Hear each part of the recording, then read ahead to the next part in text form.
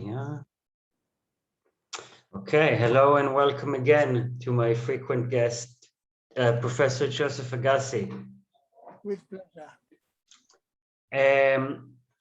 Even there are some things I wanted to talk to you about today, but actually I just remembered something you told me a while ago, a piece of philosophy gossip, which if it was about the rift between Feierabend and Popper. Yes. And I don't know if it's appropriate to say, but if I recall, it was about some manner of love triangle. No? No love triangle. Or some sort of envy between one and the other over a woman. There was a woman involved, but not anything like that. No. Okay. I had, because the two famous rivalry that was recorded on the books as purely philosophical. First of all, Feierabend had no philosophy. Okay. So it couldn't be a philosophical rivalry. It could be a rivalry about fame. Okay. Because Feierabend was the most ambitious person I knew. Mm-hmm. He said to me, "Are you sure you don't mind if you won't be the most famous philosopher on earth?" Which was his way to say that he would settle for nothing less. That's, yeah, I'm sorry, continue. No, I'm not reading the Bible. Go on. Yeah, that seems like a ludicrous reason to be in philosophy. But I haven't read any of his texts. I've read the Wikipedia about his texts. It sounds like he has a philosophy in that he criticizes science as always being culturally biased. That sounds like one of the main tenets of his philosophy. No, one of his major, if not his major point was that every item can be used and misused, including science. For example, science can provide justification for war. Mm-hmm. That's all. Which, by the way, I think is trivially true. Yes, but you have people who have taken the foundations that Popper built he didn't build empiricism, but kind of presented it for the 20th century. That has been kidnapped into kind of a religion of science, which I think is what Feierabend was criticizing. That's possible. There is a rule that is not always followed about selectivity. Some attitudes are too poor to criticize. Too poor to criticize. That's right. If you take the philosophy of any of your neighbors who thinks he has a philosophy and who espouses whatever he espouses, you'll find that the most likely situation is he's not worth discussing. Okay. And Feierabend denied that. Feierabend denied that things that people some things are not worth discussing. That's correct. Hmm. And that was his excuse for wanting to be discussed without having anything to say. Okay. Okay. I wish I was more well read on Feierabend. I feel like he probably did say some things, but I don't know what to counter with. He was very passionate. When I first met him, he would wear dark eyeglasses day and night. Mm-hmm. And the first thing I did was to convince him to take off his eyeglasses. Okay. At night, I mean. At night. So He was extremely shy and extremely ambitious. From the start, he wanted to be the greatest. And whatever idea he advocated with extreme passion. He was a superb speaker, one of the best speakers I ever met. He always prepared the first sentence or two. He always had young girls sit in his front, in the front line, with mini skirts, and he would speak directly to the sex organs. And his talk was saturated with sexuality. Huh. And it was an enormous tension and excitement. And he said interesting things on top of it. So it was really something. Okay. I mean, I never would occur to me to imitate him, but I want to acknowledge his way of talking, which is not mine, but which is very impressive. Acknowledging art, yeah. He had writing block. He would go home after a very successful lecture under the impact of repeated requests to write down what he just said. And he would go home and sit before a typewriter with a blank page. And he wouldn't eat. Neighbors would bring him food and he wouldn't eat, and he would collapse. And when he woke up of his collapse, he saw a paper on the typewriter, and he would put it in an envelope without reading it and put an address on it. And it would be published the next issue of the periodical to which he sent it. That's such a bizarre story. It is, no question about it. Yes, please continue. He told me that he was constantly under fear that the curtain will fall and people will see him as empty vessel. By the way, he was extremely learned. He read all the time in the need to, fill this void. And when he told me that his great fear was that the curtain will fall, I said to him, "You have nothing to fear." And he said, "Really?" He said, "Yes, I assure you." And he said, "Why?" And I said, "Because it's already fallen." So he held the wall. So he hit the wall? Held the wall, put his hand on the wall. What curtain were you saying that fell? What did you mean by this statement? That everybody can see through him. Ah, so you had no mercy. No, on the contrary, I wanted to encourage him. I wanted him to get over this fear. Okay. And he did get over this fear by becoming a very famous public figure, public speaker. He was a member of 2 or 3 universities. It's interesting to hear you paint this portrait of a man who you seem to appreciate for many skills and yet view as completely kind of empty of meaning ultimately. What he did, which was a great mistake that he always could not overcome, is that the one leading philosopher, his name was Feigl. You heard about him? I'm not sure. Maybe not. See, it's interesting. You haven't heard about him. In my days, he was the most powerful philosopher in the United States. Feigl? Feigl, Herbert Feigl. No, yeah. And Feigl said to him, "You write one article against Popper and you get any job you want."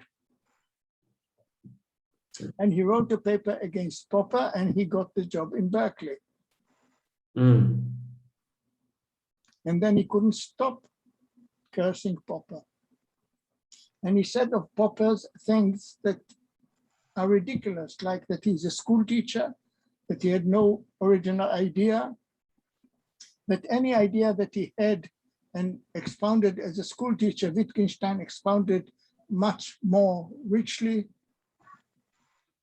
He never said what ideas he spoke of. But he just criticized vainly. And he praised Wittgenstein. Now, I don't think I can explain to you, Wittgenstein was the king. In Britain, all philosophers taught nothing but Wittgenstein with the exception of Popper, which led, of course, to the enormous clash between them.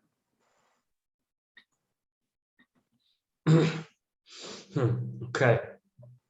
And Feyerabend praised Wittgenstein and said the nastiest things about Popper.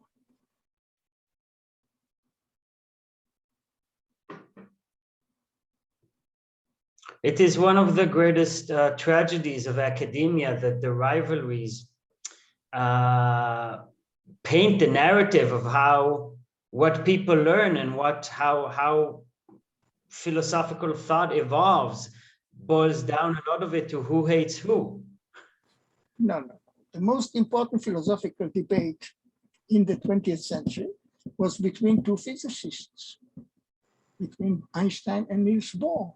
Okay. And it went throughout their lives, and it was exciting and interesting, and it led to results that until today are bothering many people and so on. Yeah.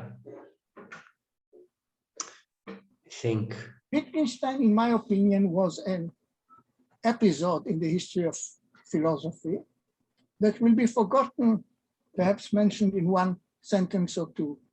he's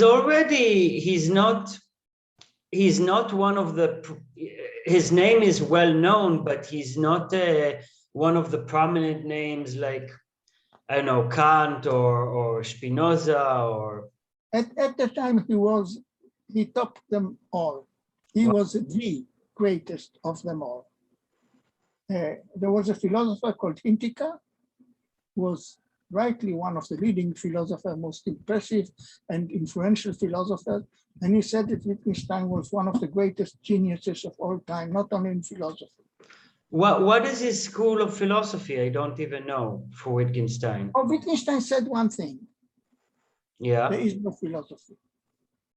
Okay. That's the only thing he said. And there is a literature on the question, what did Wittgenstein say? I already told you what he said. That is, his big work was the Tractatus, right? That's a question. There are two books competing for it. One is the Tractatus, which is his early philosophy, which he gave up. And the other is Philosophical Investigations, which he advocated. In which he espouses that philosophy doesn't really exist. I don't know. It's a book. It's a thick book, which says nothing.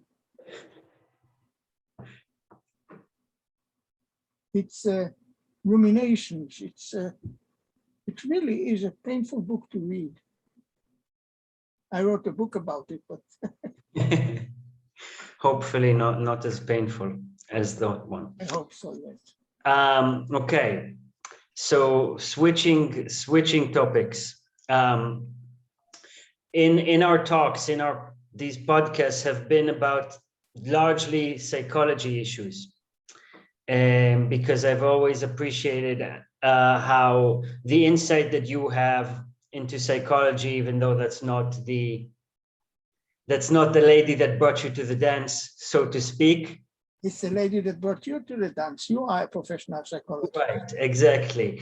But we have covered addiction, and last time we talked about psychoticism, schizophrenia. And I wanted to talk today about depression and its close friend, anxiety. First, Okay. yes. First thing I should say, that all depression is anxiety, but not all anxiety is depression. That's first and most important sentence about this couple. That was going to be my first question, and that's an interesting comment. So how is all depression anxiety? If there is no anxiety, then you overcome your depression. As one of the leading papers of Freud says, There is normal and abnormal depression. It's called and melancholia. What is it? Melancholia, melancholy. No, something and depression and melancholia, not something and melancholia. Anxiety, I don't remember, something and melancholia. Okay, okay. Very famous paper. And he said, to be depressed is a normal thing, but usually you know how to get out of a depression. By the way, I'm a depressive character, so I have developed a list of things to do when I'm depressed, and I told myself, do them without debates. Would you share this list, please? I shared just one item, go to listen to a concert. Usually concerts anger me very much. And I can tell you why. I can hear very good performances on records. So when I go to a concert, I want to hear something fresh. Yeah. And usually you get disappointed. You get disappointed that they're too good or that they're not? No, they are not good enough. Not good enough. By the way, this is not criticism. Yehudi Menuhin said, without the village choir, there is no top music. It's a pyramid. Yeah, yeah. We need all the music, good, bad, and indifferent.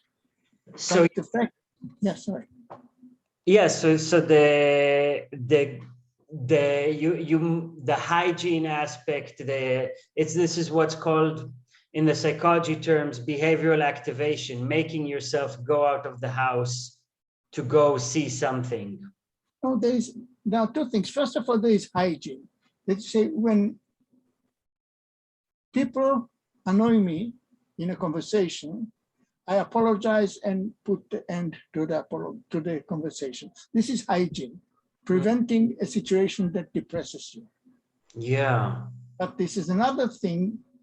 And the main thing is, what do you do when you are already depressed? Let's say when you made the mistake of allowing yourself to be depressed, how do you get out of it? And the answer is by getting angry. It's not my answer. It is a standard answer. I must stress. By the way, nurses know that when their patients go very depressed, they anger them. But then I don't know, because anger sometimes brings into depression. A lot of times. Yes, sometimes you see there is no hard and fast rule. You're absolutely right. Yeah, it's so interesting. Anger is one of those feelings that is almost never honest. Unless you are so smart. Spinoza said all anger is self-anger. And I'll give you an example which is so nice. You can easily get into, say, traffic jam. If you enter a traffic jam knowingly, that is to say, you know that you might, but you take the chance and you lose, you don't get angry. Yeah. If you overlook the possibility that you may get into jam, and you do get, then you get angry. Yes. Yes. Also smoking just a little bit of marijuana during the traffic jam helps. Mm-hmm. It can cause some problems. And the same with gambling, which is of course the most common addiction. What, like if you lose, if you didn't know you were going to lose?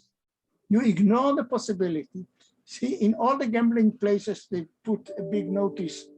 Decide before you enter how much you are able to lose. And they do this because they are tired of seeing suicides on their doors. Well, I think they're doing it for maintaining some sanity. Facade. Okay, facade for sanity. Yes. It's interesting that you said. Well, actually, never mind. I won't go there. Like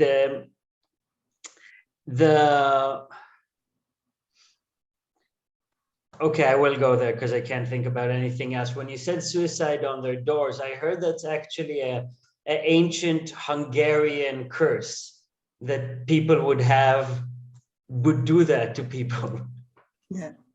Do you confirm? Is that a folklore? It's very reasonable for people who want to commit suicide and say, okay, let me try one effort to get out of it, and if not, I commit suicide.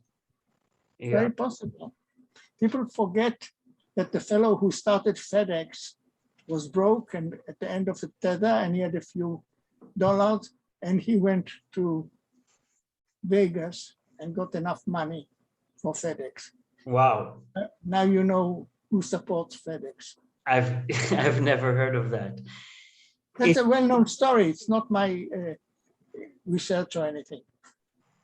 It's interesting what you said about, I loved what you said about the hygiene aspect of knowing, being sensitive to yourself and to what people do for you in conversations, because that's an aspect that a lot of the modern result-oriented psychology hasn't really gotten to the finer points of that, like to the point of what to do inside a conversation.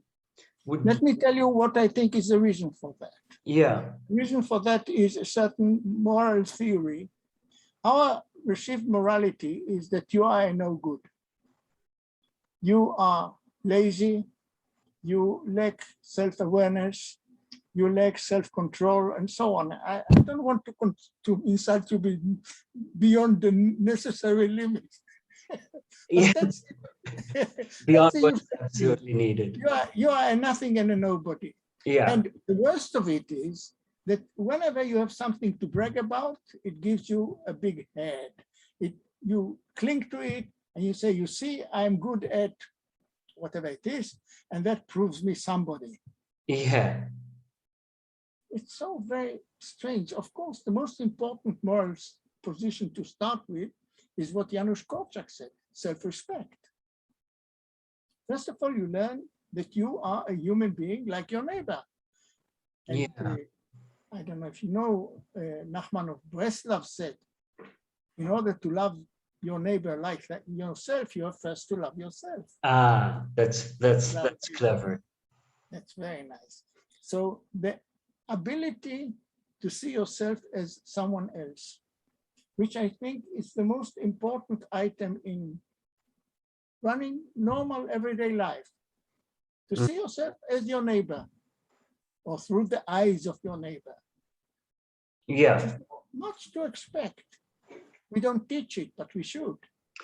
Yeah, and there's a lot of kind of positive focused or what sometimes is called like a lot of focus on self-love. You hear a lot of focus on self-love on social media, but that's different from self-respect, because self-love and self-hate, they're both arbitrary valuations, where self-respect is kind of more of a solid, everyone deserves respect, your neighbor as the self-respect may lead you to avoid self-hate. Right. That's all very important, that somehow there is the religious attitude which says the more you think ill of yourself, the less you are prone to sin. This is an empirical statement and it's refuted. It's just not true. Yeah. For example, what criminologists tell us that, excuse me. No problem. Merci. Apologize. No problem. We paused, so now it's back on. I forget. So what I forget exactly what was the last thing that was said, but it made me think. There's cognitive behavioral therapy, right, which is a tool, one of the most empirical modern psychology tools, that says we have your thoughts, your behaviors, and your feelings, and they all interconnect, and we can decide. Yeah, let me go into this.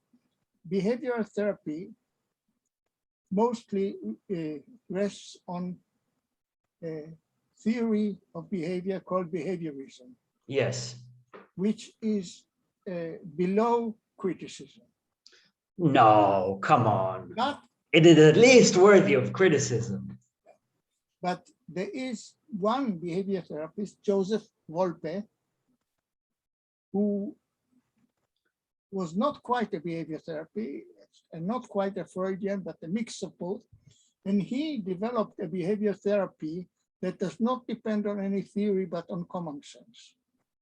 And he, I think, is the king of all therapists, but it's only for mild problems, Well, not for heavy ones. well, so when we say behaviorism, there's several things you can, I don't know if what you're saying below criticism, like what's his Skinner, you know. And speaking of B.F. Skinner, yes. So that's not the therapy, that's the philosophy, but That's what I said, that the philosophy behind the therapy, it does not deserve talking, not the therapy. well, I respect, and I don't think he was as behaviorist as maybe he presented himself, but he said he simply used the brain, the internal thought, as a black box that he could not, he said there's no, it's so jumbled that you cannot. No, he said the black box is simply to say we know nothing about what's inside. He said nothing, there's no special privilege to the skin, except that we cannot penetrate it. That's his words. That is, his behaviorism is methodological, not psychological. Okay. That's why I think it's not worth talking about. That's, but behavior therapy is very important. yeah, because that's what's been discovered. By the way, the most successful by a wide margin therapy for severe addictions, for people who are homeless, uneducated, and severely addicted, the most successful therapy is strictly behavioral. It's work skill therapy that is contingent on passing tests as drug-free, and that has been more successful than any treatment.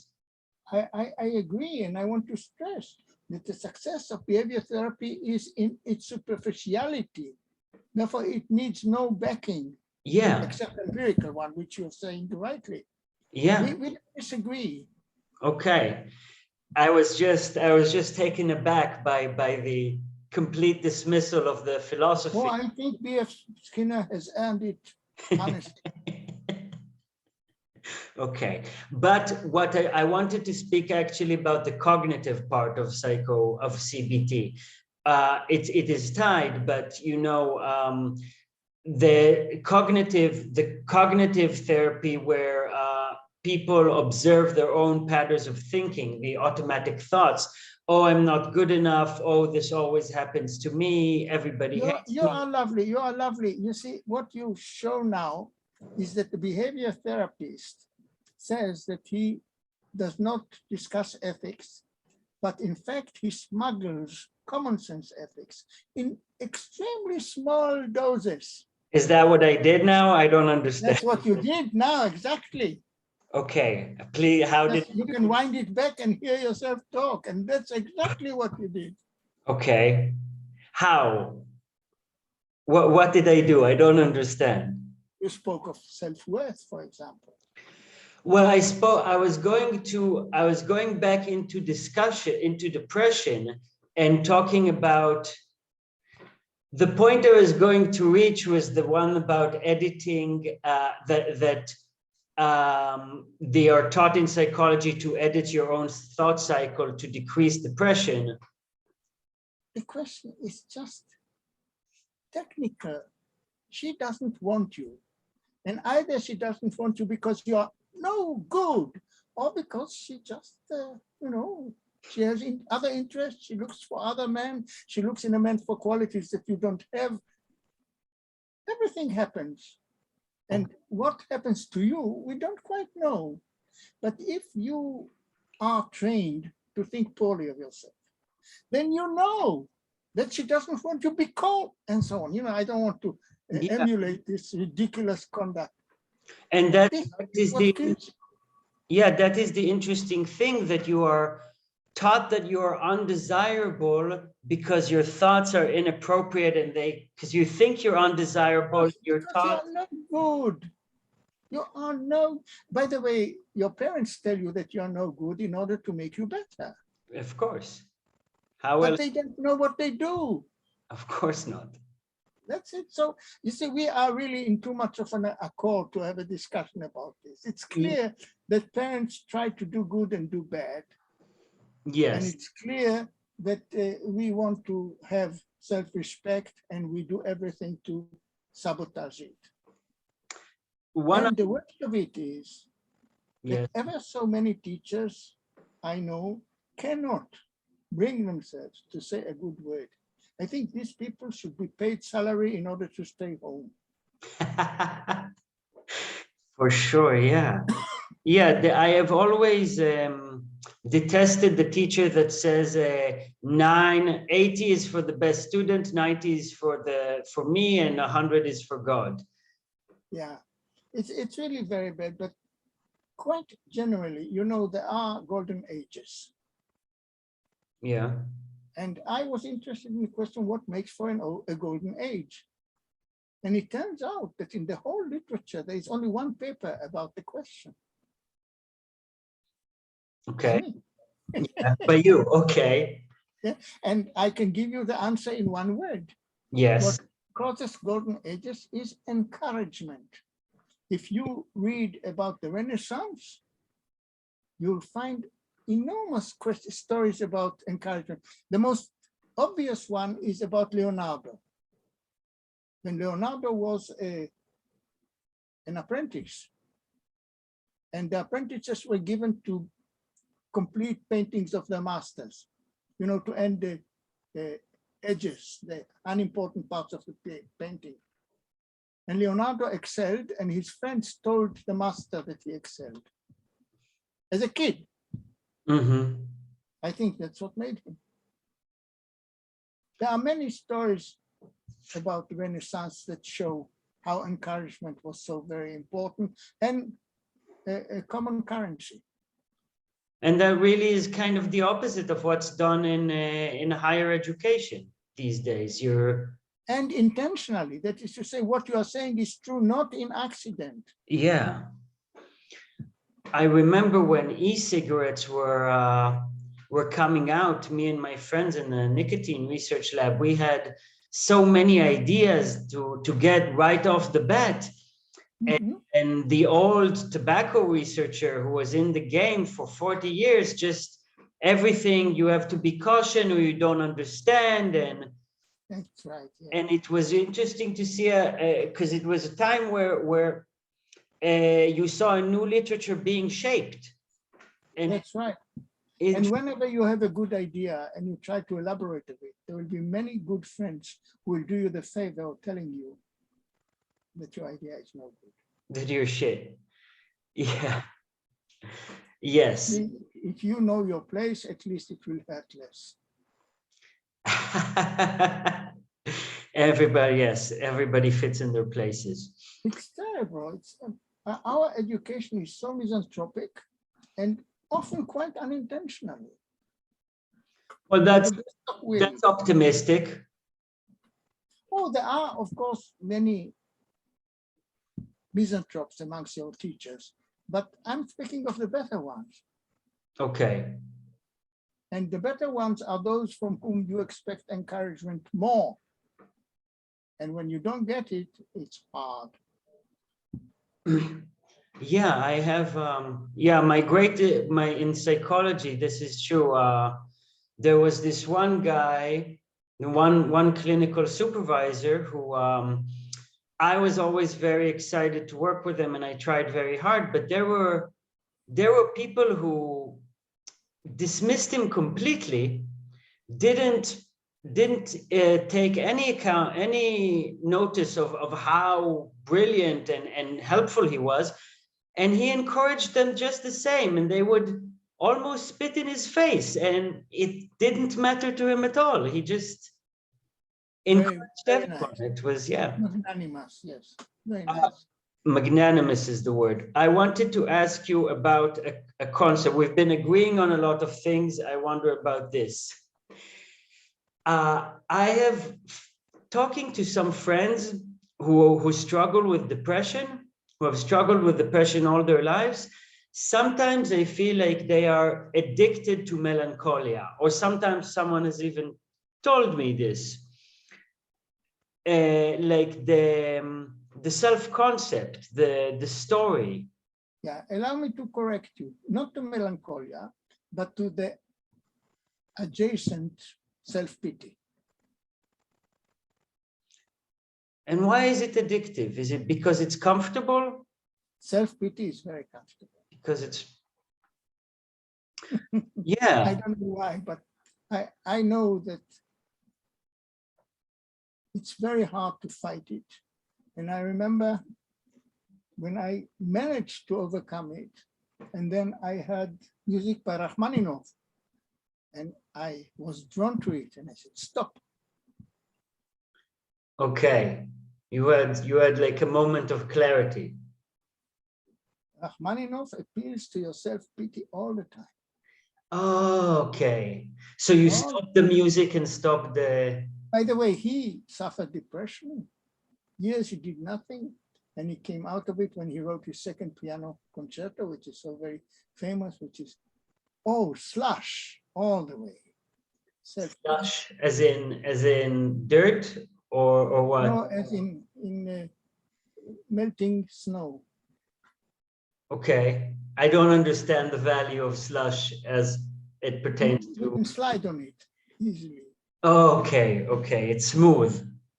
Yeah.